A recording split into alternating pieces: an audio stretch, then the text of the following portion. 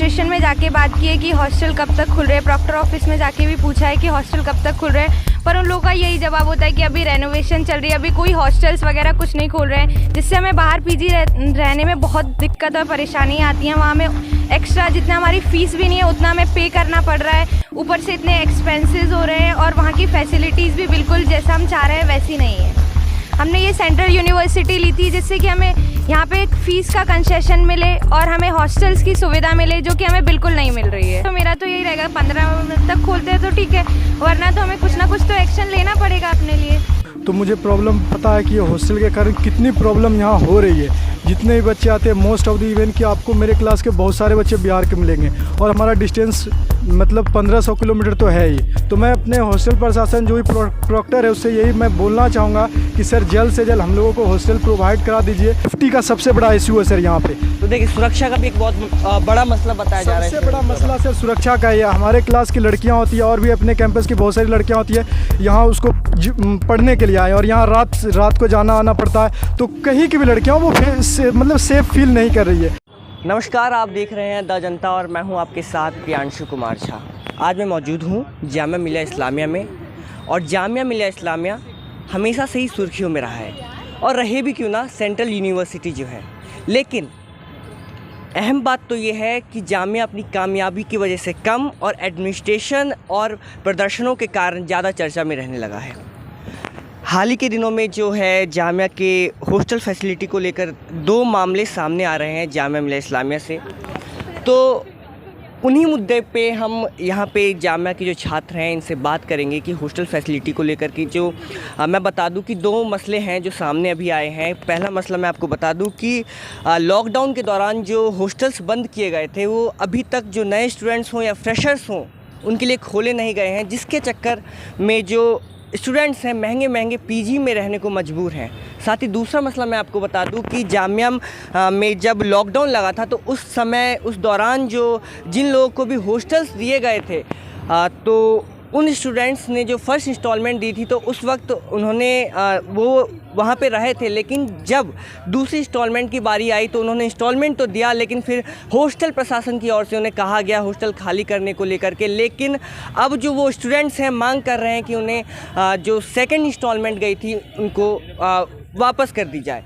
और यहाँ पे हमारे साथ कुछ स्टूडेंट्स हैं, इनसे हम जानेंगे कि मतलब हॉस्टल फैसिलिटीज़ को लेकर क्या क्या परेशानी हो रही है, क्योंकि हॉस्टल्स अभी तक खुले नहीं हैं। लेकिन मैं बता दूं कि जामिया प्रशासन की ओर से कहा गया है कि जो हॉस्टल फैसिलिटी है, मतलब जो हॉस्टल्स नए छात्र हों या पुराने छात्र हों, उनको 15 नवंबर से जो फॉर्म्स निकाल दिए जाएंगे, क्योंकि जामिया के हॉस्टल्स की अभी मरम्मत चल रही है और उसमें 2 फ्लोर और ऐड होंगे। कहाँ से? बेसिकली मैं ग्वालियर मध्य प्रदेश से हूँ। अच्छा, ये मध्य प्रदेश से है। और कौन सा डिपार्टमेंट है आपका? मेरा department bachelor tourism and travel management. तो अभी आप कहाँ रह रहे हैं? जी, अभी मैं पीजी में रह रही हूँ। ओके, तो मतलब हॉस्टल फैसिलिटी को लेकर के मतलब आप लोगों ने किसी से बात की है?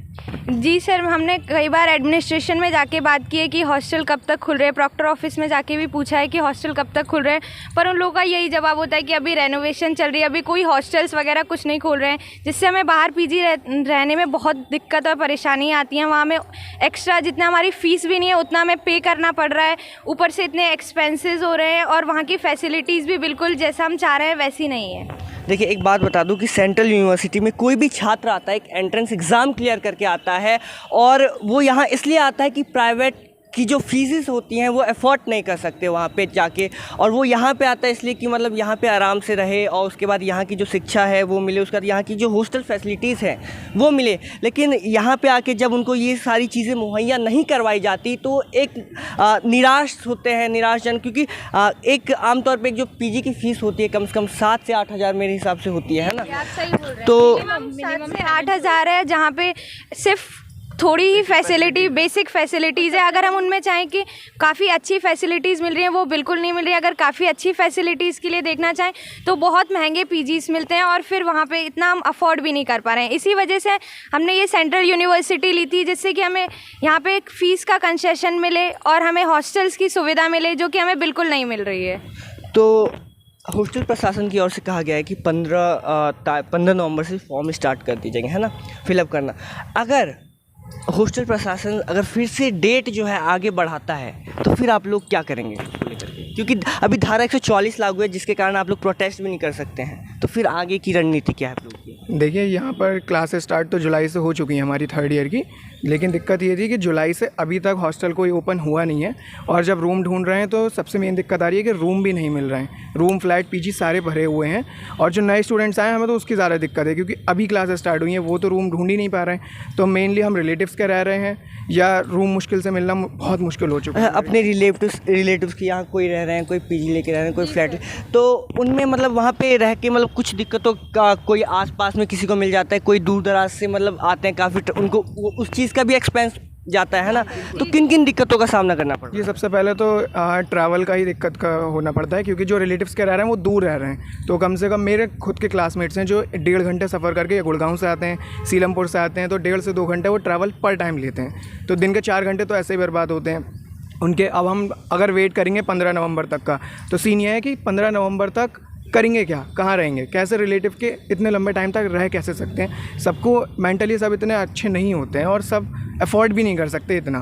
तो मैं तो यही कहूँगा कि जो भी जितने भी प्रोवोस्ट वगैरह हैं 15 नवंबर तक अगर नहीं खोलते हैं उसके बाद हमें एक्शन लेना ही पड़ेगा। अब चाहे तो 15 नवंबर के बाद मतलब क्या प्रदर्शन करना, मतलब प्रोटेस्ट कर नहीं सकते आप, क्योंकि कुछ समय सीमा तक यहाँ पे धारा 144 लागू है जामे के आसपास, फिर क्या होगा? पहले तो हम कोशिश यही करेंगे कि लीगली प्रोसीजर को अप्लाई करते हैं, कि पहले पूछें कि मसला क्या है, क्यों नहीं ओपन हो रहा है। क्योंकि हमसे तो ये कहा गया है कि जो पुराने स्टूडेंट्स थे उनसे खाली करवा दिया गया है रिनोवेशन का, जो कि कंप्लीट हो चुका है ऑलमोस्ट, और उसका मुश्किल से 1-2 महीने लगे थे उसमें।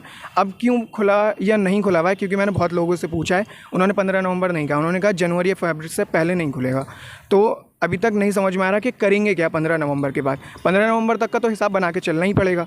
हॉस्टल प्रशासन की तरफ से आप लोगों में से किसी की बातचीत हुई है हॉस्टल खोलने को अभी लेकर? नहीं हुई है, क्योंकि हमने अपने सीनियर्स से अप्लाई करवा दिया था, मतलब सीआर के थ्रू या हमारे क्लासेस के जो रिप्रेजेंटेटिव्स हैं और जो हायर अथॉरिटीज़ हैं, हमने उनके थ्रू एक लीगल प्रोसीजर पे पेपर्स भिजवा दिया गया था सबके साइन करवा कर कि ऐसा क्यों ओपन नहीं हो रहा। तो लीगल में रिटर्न हमें यही आया था कि 15 नवंबर तक खुलेंगे हॉस्टल्स, लेकिन कंफर्मेशन तो अभी किसी ने नहीं दिया है ना, रिटर्न कंफर्मेशन हमारे पास नहीं है। हालांकि एक जो प्रोफेसर हैं जामे के प्रशासन की ओर से एक बयान जारी किया गया है कि 15 नवंबर से कर दिया जाएगा, लेकिन फिर भी अगर उसके बाद नहीं किया जाएगा तो मतलब आप लोग तैयार हैं कि कुछ ना कुछ एक्शन लिया जाएगा आपकी ओर से? सामना कर रहे हैं, तो इस चीज़ को देखती हूँ तो मेरा तो यही रहेगा 15 नवंबर तक खोलते हैं तो ठीक है, वरना तो हमें कुछ ना कुछ तो एक्शन लेना पड़ेगा अपने लिए।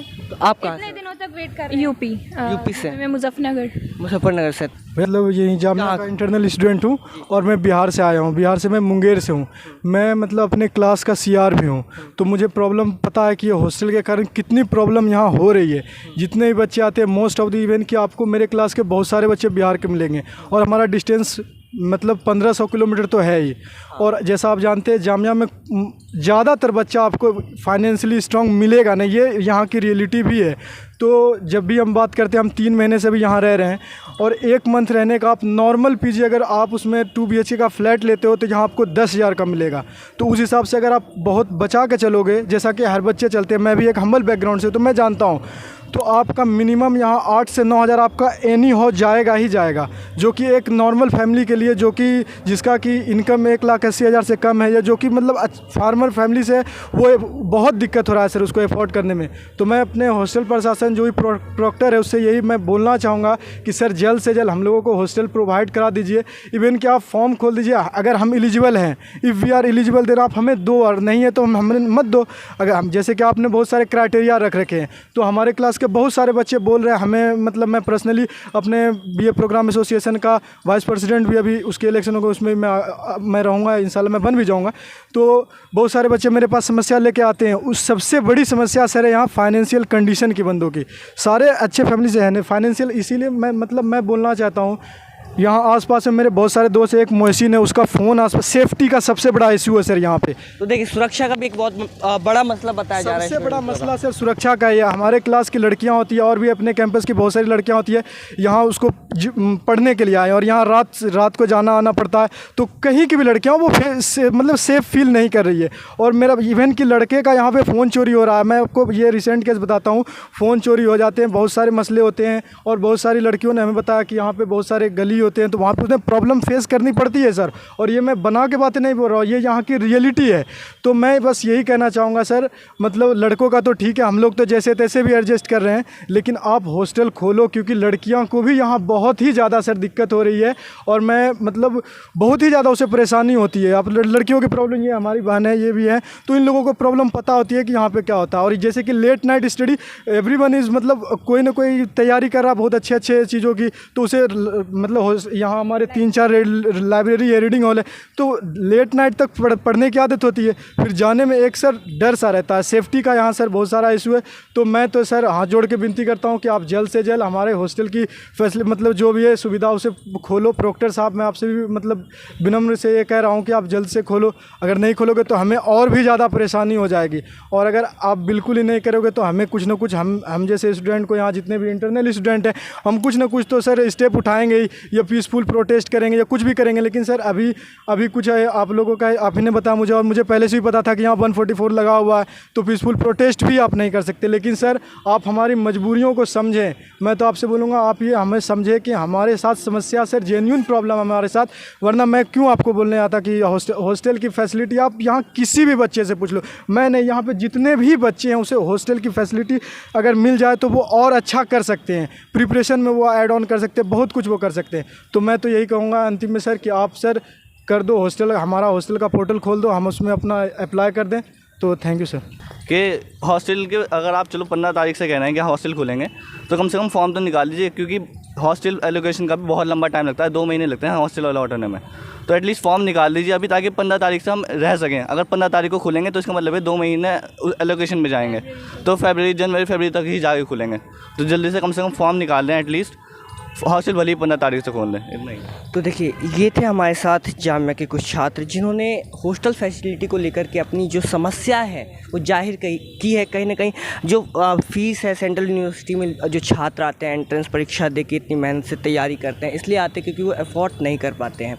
और उसके बाद यहाँ पे आके जो हॉस्टल फैसिलिटी है उन्हें नहीं मिल पाती है। वो 8,000-9,000 रुपये जो है फ़ीस देते हैं। उसके बाद उन्हें ट्रैवल का एक्सपेंस अलग जाता है।